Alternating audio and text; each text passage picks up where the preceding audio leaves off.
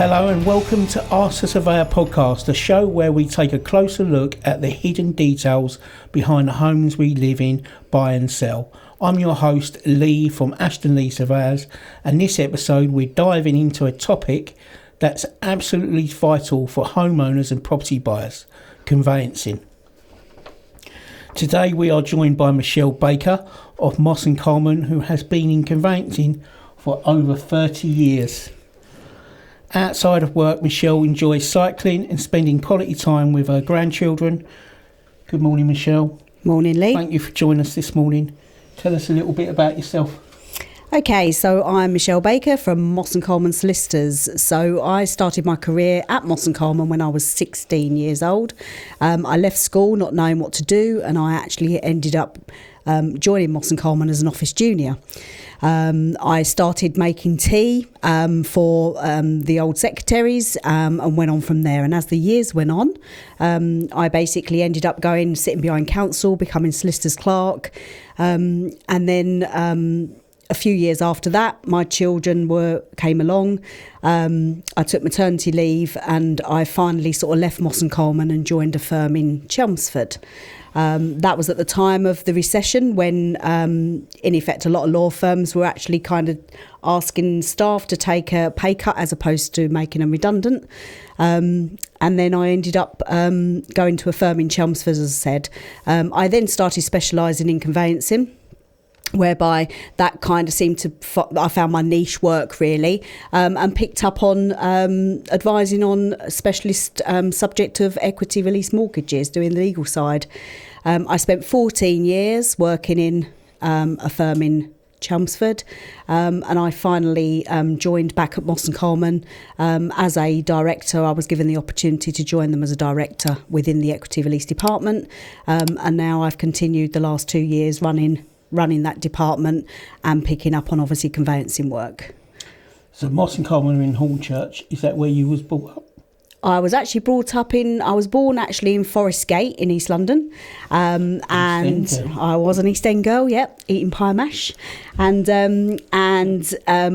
at the age of 4, we moved out to, my parents basically were moved out of East London, and we had a council house in South Ockenden, and that's where I was kind of brought up to. I was 13, and then my parents moved to Rainham, and eventually, obviously, I moved back to Romford with my first husband at the time, and that's why I ended up there. When you joined as a tea maker, was you already trained to make tea? Was you a good tea maker? I was a very good tea maker, yes, Lee. Yes, I was, yes. Okay. And you've probably had cups of my tea before as well. Well, I'm not sure. I'm sure we'll have some tea later after this. So, just a few little questions. What does a conveyancer do? Okay, so a conveyancer obviously What is the difference between a conveyancer and a solicitor? The difference, not much difference really, other than the fact that a conveyancer obviously specialises in property law, and in particular the practical side of obviously dealing with the legal process of conveyancing transactions for people buying and selling houses.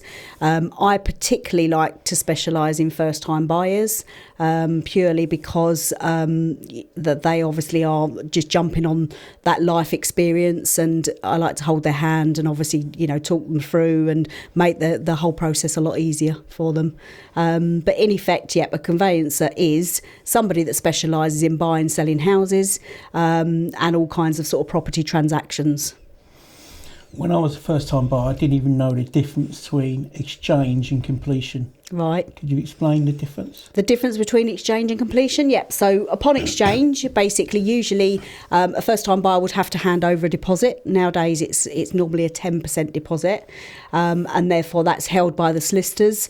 That's when the legal process happens, whereby obviously the contracts are exchanged, and unlike years ago where you had to physically go out as a solicitor and obviously go to the other solicitor and actually hand it over, it's not the case at all. It's all done electronically now, and in effect the exchange means obviously you are committed to obviously then complete the matter. If you pull out, then obviously you are financially responsible for obviously the deposit. So once you've exchanged, no changes can be made in negotiation of price or anything No, like that? not at all. That's it. So yeah, so nothing, that's all held then at that point, and obviously everything's agreed. That's when the contract is actually, passed over, and then the actual completion is when obviously the actual physical monies, the mortgage monies, everything else is handed over on that day, and obviously that's the day that you get the keys and you can move into your new home. So it's important to have a survey and electrical testing, gas testing well before exchange. Yep. So if there is any defects, Yep. you can negotiate if that's the case. Yeah, so one of the things that we do highly recommend for most of our clients when they're purchasing a property is that it's recommended that they should carry out a building survey. The reason being is because obviously us as conveyancers, we can't comment on any defects or anything on the property. So we will call upon the likes of yourself, Lee, that obviously would in effect would go round and carry out a full survey on the property to recognise any defects. Now, one thing us as conveyancers don't do is we don't, a lot of the defects that are picked up, we don't obviously legally can't comment on them. However, usually within these defect reports, there normally is a specialist category paragraph that actually states about conveyancers, and therefore you obviously I know from experience, Lee, that in effect you will comment on things that we might be brought to our attention, in which case we can raise inquiries with the seller's solicitors. We're your eyes, basically. You never go to the property, so absolutely, we're not. Yeah, that's your job to do. How early should a buyer get you involved? Okay, so what I tend to do is, upon me taking instructions from the initial onset, I will always recommend that the client takes a building survey. The reason being, again, is because the earlier that they can do it, the better, as much as it sometimes becomes quite difficult if the client is not committed to actually buying that property at this moment. But once they've actually secured an offer on the property, then obviously that's when they should appoint you straight absolutely away, yeah or a conveyancer. Well, yeah, that's when they should appoint us. But obviously at the point of obviously us advising the client to appoint a surveyor is when obviously we would do that as well at that time. How do you handle issues raised in a building survey, i.e. structural defects, damp? So generally we would raise them. Okay, so we would generally raise them. So what we have to do as conveyancers, as part of the process, is we have to carry out what's called a local authority search. That would obviously detect any kind of building regulations, planning permissions or anything like that. So again, we would look at your reports and obviously see whether or not that's what they've had done. What we also tend to do nowadays is we will Google map things. So we will look at properties over Google Maps to see if there's been any extensions. So we look at collate all that sort of information really, and then obviously we do a set of inquiries that we have to raise with the seller solicitors. That's a good point, actually. Google Maps, even surveyors we do, because you've got a series of date stamps. So you'll have a drive-by Google car, maybe it's a side extension. Yeah. You can see in 2003 it's not been built, and all of a sudden there's a skip and there's half of an extension built. Yeah, absolutely. On a date stamp at 2008, so it gives you some indication. What's also really important is that when we look at the estate agents' particulars as well, so obviously it's quite important when it comes to estate agents that they have obviously all the photographs and sometimes videos is quite good, because obviously we can look at those to see if there's any additions to the property or anything that looks certainly sort of different to the original construction. Do survey findings often lead to renegotiation for sales falling through? Yeah, sometimes they do. Again, we're not responsible as conveyancers. What we tend to do is push it back to the client, and we tend to say, look, either do any negotiations through an estate agent. If not, obviously go to the sellers directly. So if you feel that there's been any kind of major defects where it's going to affect obviously quite a lot of work that needs to be done on the property, then we would always recommend that the client should obviously negotiate obviously a lesser price, if you like, if it's going to cost them a lot of money to obviously put it right. Yeah, because if many people put an offer in on the things they know, and once they have a survey and there's defects, tens of thousands, they didn't make an offer knowing that they had these issues. Absolutely. That's why it's so important to have a building survey done. And it should be channeled through the estate agent. Yeah, absolutely. Yeah. What are the most common legal red flags you come across? Most common legal red flags? Oh, that's a difficult question. Probably leaseholds and stuff like that, is it? Yeah, I mean... Charges on the...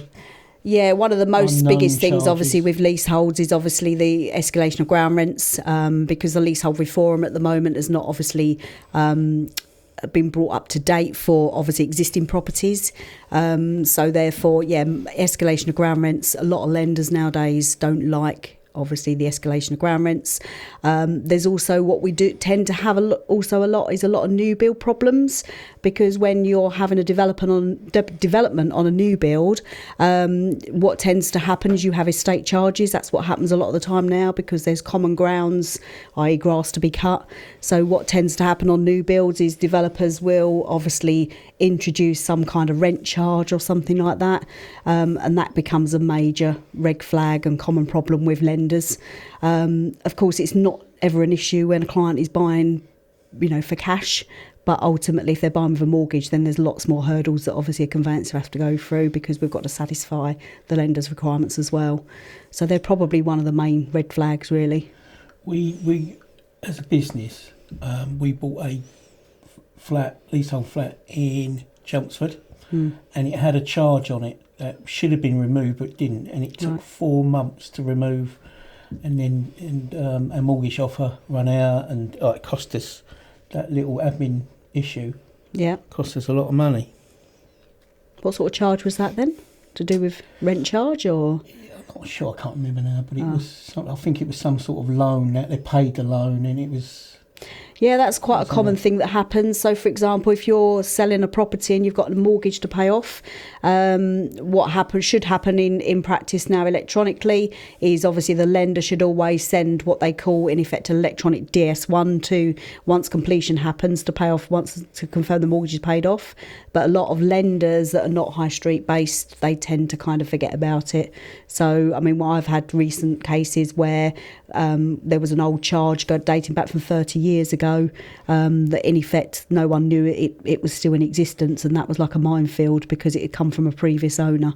So that's, they're quite common problems that happen in the conveyancing world. Which delays everything. Absolutely, yeah. Have survey related issues ever paused or delayed a transaction?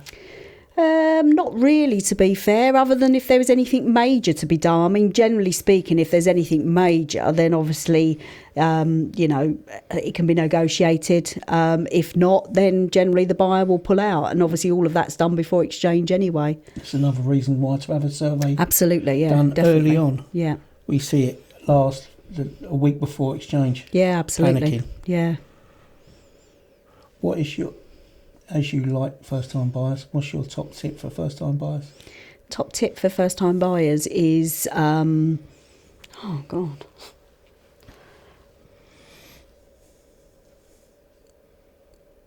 Understand all the costs is a good one.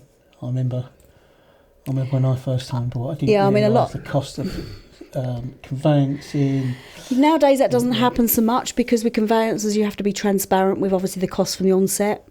So one of the top tips really, and one of the things that we are niche and bespoke to do, is obviously having to be transparent with clients. Absolutely just documenting everything down, confirming all the costs, so there's no hidden charges or anything like that. Stamp duty, obviously going forward for first time buyers is a slight problem at the moment, because obviously that's all changed as of April 25 this year. So ultimately, whereas first time buyers didn't necessarily have that liability, unfortunately they have now. So it's about being transparent and making sure that client knows what the costs are from the onset, and not having anything hidden. Have you seen any slowdown since April from first time buyers? Not really at all, to be fair. No, it hasn't really affected anything. Even at the point when there was that major rush for the stamp duty tax threshold going up, I think, again, we managed the client's expectations and made sure that they were fully aware of the costs from the onset, and they took that on board. And we didn't have anything that fell out of bed because of that at all, really. This stamp duty rush didn't seem as bad as the one in lockdown. It was absolutely crazy. It pushed prices up, and it was mayhem. Absolutely. But to be fair, this time round it wasn't. And again, I think it's all down to sort of managing the client's expectations, really, I think, more than anything. And I think with the experience that I've had from, obviously, really another 5 years on from lockdown, you learn from one and then obviously, gain with another. So it kind of has really helped, to be fair, with the first lockdown, not knowing what to expect. Whereas obviously this time round, it's just been managed a little bit better, really. One of your main jobs is searches or obtaining searches. Yeah. What is the difference between a survey and a search? So the difference between a survey and a search is obviously one thing searches don't do is pick up on defects of properties. Local authority searches, to be fair, are only valid for the day that they are being produced, because one of the things that local searches pick up is any adverse kind of things that are happening, around the local area, such as any major kind of roads being built or anything like that. But of course, all of that is stemmed upon obviously that particular point at that point of obviously that search being done. It also picks up any kind of planning permissions or building regs that obviously anything that's been done on the property. One of the biggest things that and you'll vouch for this, Lee, is obviously one of the biggest things that we do find is, for example, when people take chimney breasts out and they've got no gallows brackets in the loft, and it should have had the relevant building regulations, and that's normally a common problem. And as I say, I've seen plenty of your pictures where it looks like the chimney stack's about to fall down or something. Yeah. Terrapisa. Is it helpful for... Sorry. Is it helpful for clients to share the report with you? Yeah, absolutely. What we tend to, again, managing the client's expectations, what we always have to guide the clients on, which sometimes kind of falls down, the client seems to think that we are going to be commenting on everything within the report, but we have to make it clear from the onset that obviously we just look at the conveyancing side, and anything else obviously we can't comment on, and have to obviously refer it back to yourself, or they'd have to negotiate with the estate agent. So yeah, our reports are really thorough, quite often over 100 pages, and I get that you haven't ever got time to read through them all, but that's why we have a section just for conveyancers. 1 or 2 pages at most. To be fair, that's why I always recommend you, because obviously out of all the surveying reports we see, your reports tend to be really clear, and obviously you've got the section about the conveyancing section, which is what we read, and other than that, so that's fine, Lee, that's fine, that's okay. What makes a good working relationship between a surveyor and conveyancer? I think we just covered that, haven't we? Yeah, I think so. Yeah, absolutely. Because it is important to have that relationship. Because, as I say, I see many survey reports, and a lot of the time it causes a bit of issue with the clients, because the clients seem to think that they're going to rely on us to check everything else out, and we don't. So. Your report, as I said, I think I've just mentioned that about the fact that obviously your report's very good because of the conveyancing section in there. Have you ever contacted a surveyor directly or to clarify a report? I know you contact me sometimes, but do you contact other surveyors? Not really, or is no. It only when you've got a good relationship? Absolutely. So obviously having the good relationship with you does work, and obviously it means we can contact you, but generally on the whole we don't generally get involved with obviously the surveyors' reports of clients that have other surveys done. And in fact, we find that we don't even get produced the copy of it. It's only, I think, because we've got the working relationship with you that obviously that happens, but usually unless the client's sending it to us, it's not kind of protocol for the surveyor to send it to us. Do you find a lot of survey reports increase bioanxiety, which is a big problem in our industry? Survey where reports, they focus just solely on the faults and paint an overly dark picture. Yeah, absolutely. And you get the following phone calls from that. Yeah, you do. Panics. And yeah, we quite often do that, but again, it's down to managing the client's expectations. But yeah, I would have said 9 times that's very high actually proportion of obviously clients that do panic and get straight on the phone to us. But that's when we say, look, if you feel that you've got any major defects, then to refer it through to the estate agents and try and negotiate the price. So a conveyancing section really helps you. What doesn't help you? Not having one, I suppose. Yeah, not having one, but then it's neither here nor there. It's the client's liability then if they don't have one. really, I think that's what it's down to. The importance of having a survey is really paramount, really.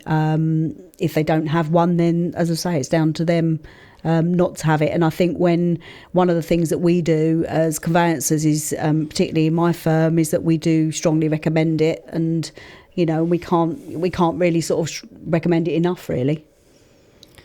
One thing you wish buyers knew before starting the legal process? Sorry, say that again. One thing you wish more buyers would know before they started the legal process?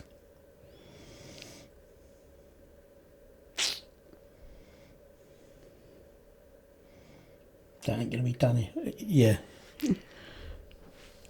Can't think of what. Yeah. Well, I would answer that with it can't be done in 2 weeks. Yeah. Yeah, again, when we're taking instructions, we obviously have to make it clear, being transparent again to clients, that in effect there is a service level agreement.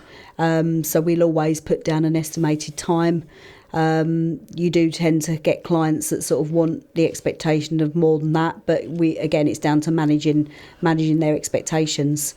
Probably timing is probably one of the biggest things, really. But other than that, a lot of buyers and sellers are shocked at how long it takes. But it's just our buying system. Absolutely. What's the average time for searches at the moment?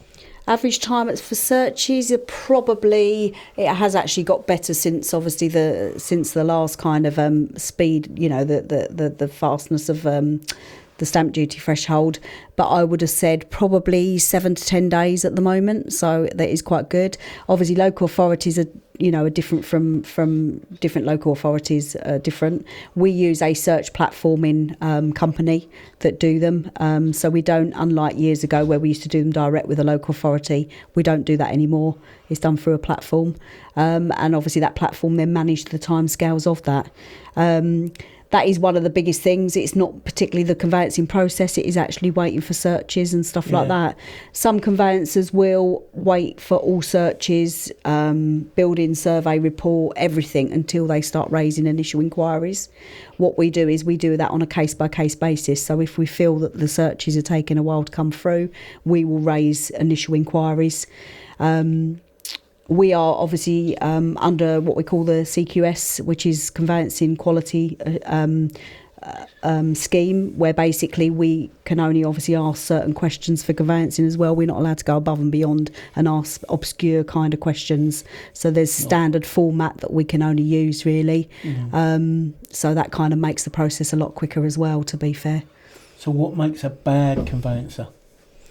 Somebody inexperienced, somebody that's not experienced enough. Unfortunately, in this world, there's a lot of people out there that can just do conveyancing without obviously a relevant qualification or regulation or anything like that. Not communicating is one of the biggest things. If they don't have the relationship with the estate agent or the surveyor or anything else, then that can cause a problem. Some conveyancers can be very, very picky if they've been in the industry a long, long time. There tends to be a bit of a trend of, one's better than the other. So you tend to, that shows out sometimes in a day-to-day practice. Again, that's how you manage it, really. But other than that, I had a bad experience with a conveyancer who had no experience. Right. And it nearly cost me my deposit. Yeah, absolutely. £70,000, which wasn't a nice experience. Yeah. What you find a lot of conveyancing firms do is, which is probably like a lot of industries now, is that they tend to sort of get a lot of administrators in, so they work in teams of people. So rather than you have the bespoke one-on-one conveyancer, which is what we do, so if you were buying and selling a house, you would either deal with me personally or you'd deal with one of my colleagues, whereas a lot of conveyancing practices now have like pools of teams of people, so different people do deal with different kind of processes, so you don't always have the same person that you're dealing with. So is it still face-to-face or...? No, it doesn't have to be face-to-face. A lot of stuff's now done obviously via email or anything like that. In fact, most of it's done by email. We don't actually physically have to get the clients in to sign contracts or anything like that. It's down to the client at the end of the day what they want. But yeah, I mean, one thing that Moss and Coleman do is we do offer a bespoke service. So in effect, you are dealing with the same person from start to finish, basically the whole transaction. So it's tailored and not absolutely. tick box, iPad Yeah, generated absolutely. rubbish, Yeah, which I have my own gripes in exactly. today. Yeah. Can you tell us of any disasters that you've heard from other conveyancers that have done? Any disasters? Which is in a sense of they've lost their deposits, they've lost, Yeah, I mean, sometimes it can be a bit of a panic on a Friday afternoon when you're trying to obviously get a completion through, and obviously the money hasn't gone through the banks. Generally, it's the bank's fault of obviously getting in the system. With the contracts, you have a cut-off time of usually sort of about 2 o'clock in the afternoon. Lorries on the drives. Absolutely. So, you might have up the top of the chain, because sometimes you could have sort of 5-6 people in a chain. Obviously, the people, first-time buyers right at the bottom of the chain could kind of, be all ready to go. And then obviously halfway through the transaction, or the money exchanging, the money Fridays gets lost. For you must be stressful. Absolutely. You like a trader where you've got multiple screens in this? No, it doesn't work like that. We're not that technical, no. No, but what we do have is, so obviously what happens is if obviously the money's in the system, obviously you don't actually release the keys till we get the money, but that could be halfway through the transaction. But we've been on one end of a transaction where we've been at the top of the chain, and unfortunately we've got to sort of 5 to 5 on a Friday, and obviously the money hasn't gone through. So that's been a disaster. We had one actually during the stamp duty threshold, where the clients were actually moving up north somewhere from down in Essex, and they were kind of on the motorway, and it was a bit of, you ain't going to be moving in today. The good thing about that one is that the property they were buying was empty, so we kind of all the conveyancers that we moved them in under licence, so we managed to kind of get an verbal agreement, they could do it as long as obviously the money has confirmed that the money was in the system. It was just the banks that was holding the money up, and then obviously Monday morning they'd already moved in the property, but it was on licence, so in effect, the money just went through like normal. So it's probably one of the main disasters we have, which is a Friday afternoon. A fellow surveyor, there was a chain about 5, and they all had removal lorries on the drives, all moved out on the new homes. Yeah. On the drives, and something happened. It didn't happen. They had to all go back and move their stuff, because it took another 3 weeks for it to have something bad happen. But yeah. Oh gee, yeah. Yeah, it's not good. Not good at all. You'll find quite a lot of removal firms, they put pressure on the customers as well. So they might have the lorry all filled up at 10 o'clock in the morning. Again, we've had another scenario like that where the client's been stressed out because the removal company has gone, no, we're going to have to do something with this. We can't do anything. We've got to get home. But it's all because they want to get home for tea, basically. Yeah. We sometimes have that pressure as well. And watch EastEnders. Yeah, absolutely. Yeah. So, any advice you can give on that, on booking removals? You can't really, because to be honest, if you're, and again, this is one of the things that tends to stress clients out, is that they're eager to book, obviously, removal companies, but obviously they can't do that till they've exchanged. So, we all know that removal companies have probably got capacity to kind of, to obviously get them booked in, but 9 times out of 10 they put pressure on the customer and say, we haven't got that date available now, and they just really put a lot of pressure on. So what's the ideal time, would you say, between exchange and completion? Ideal time is probably going to be something like about 10 days, really. That's an ideal time, because it gets 10 working days? Absolutely. So it just means obviously we can request the mortgage funds. We can do it a lot quicker, but usually sort of it just gives us a bit more time to get all the paperwork done, for the clients obviously to request the mistakes and it all. Absolutely, the removals. So that's probably an ideal time, but of course that never happens in reality. Let's talk futures. Yeah. Is there anything coming in the future that will make conveyancing easier and more exciting for yourselves? Not particularly, other than the fact if we're talking specific kind of property transactions, obviously we've got the leasehold reform coming in, which, you know, again, clients seem to think that that's all going to happen come July, but it's probably in reality not. It's been in discussions in Parliament for years with regards to obviously escalation of ground rents. So yeah, I mean, that would be a really good help if we can abolish all leasehold properties, but obviously that's not going to happen. That's going to take years, and I'll probably be retired and dead by then anyway. What you got, 20 years? 20 years, well, hopefully not. Hopefully maximum, probably 10. I've probably but got 20. I'm yeah. going to work hard for 10 and enjoy 10. Who knows what's going to happen. Yeah, but, absolutely.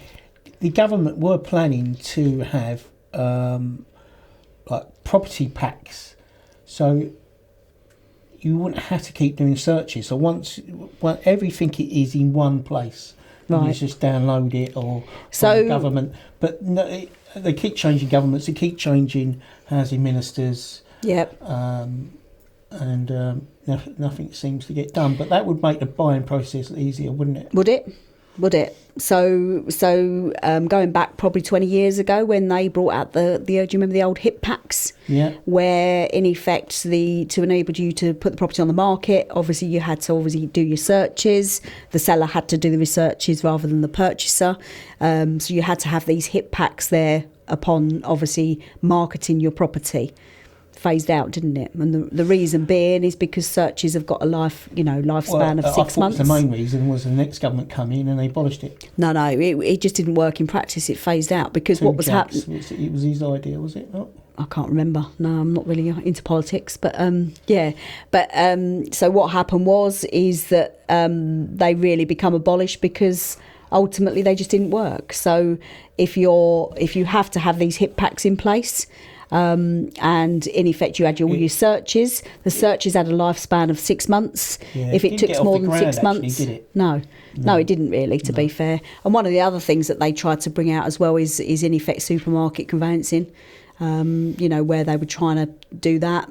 Yes, there's a lot of law firms, particularly sort of around up north and in the Midlands, where they set up all these big conveyancing teams. That didn't work either because ultimately you find that the consumer are going back to kind of having the bespoke, service, personal service with a service. Yeah, absolutely. It's important. Bottom line is you pay for what you get, right? Yeah, that's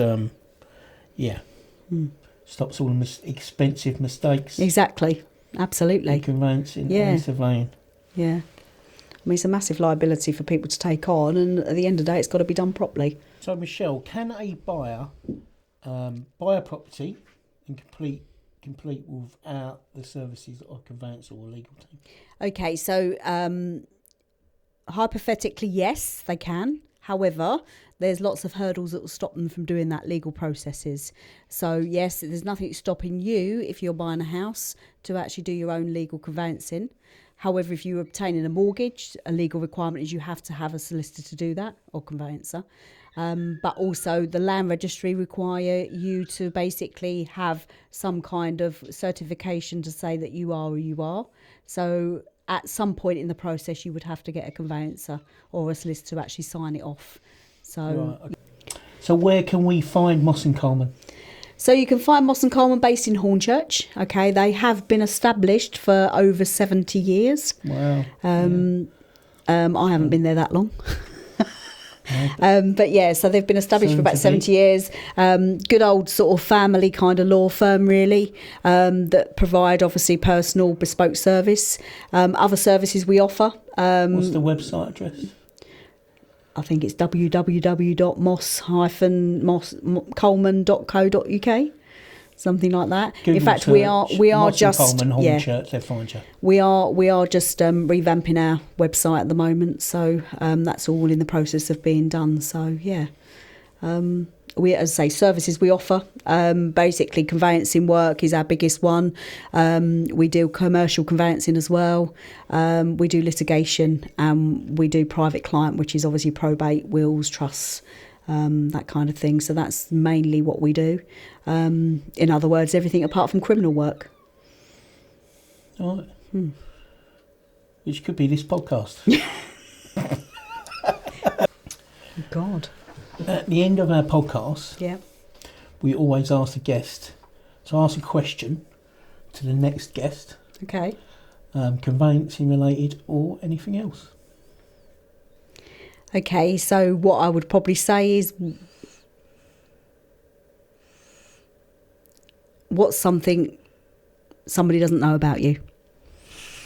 Thank you. That's it for this week. Thank you for joining us. If people want to get in touch with you and learn more about conveyancing, how can they find you? So just look on our website, Google Moss and Coleman Solicitors. Say we've been established for 70 odd years, and I think it's www.moss-coleman.co.uk.